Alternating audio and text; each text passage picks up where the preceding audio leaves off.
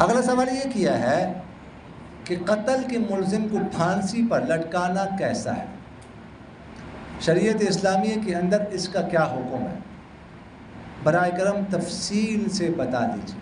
دیکھیں، قصاص لیا جائے گا، قصاص لیا جائے گا۔ باقی مسئلہ کیا آ رہا ہے کہ ہمارے ہاں جو ہے نا وہ قصاص میں برابری ضروری نہیں ہے، قتل کیا جائے، قتل کیا جائے، پھانسی دی جائے تو سزا ہو گئی، وہ قصاص ہو گیا۔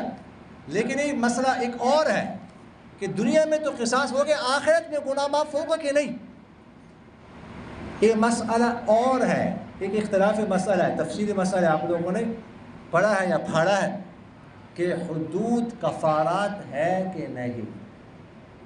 اس عنوان سے مسئلہ پڑھا ہے یا نہیں پڑھا، یا اگلے سال بخاری میں پڑھ لیں گے، الحدود و کفارات ام لا، یہ مسئلہ ہے۔ تو ہمارے یہاں حدود کفارات نہیں ہے، حد کی وجہ سے دنیا میں تو معاف ہو جائے گا، لیکن آخرت میں گناہ معاف نہیں ہوگا۔ آخرت میں گناہ معاف ہوتا ہے توبہ سے، توبہ کرنا پڑے گا۔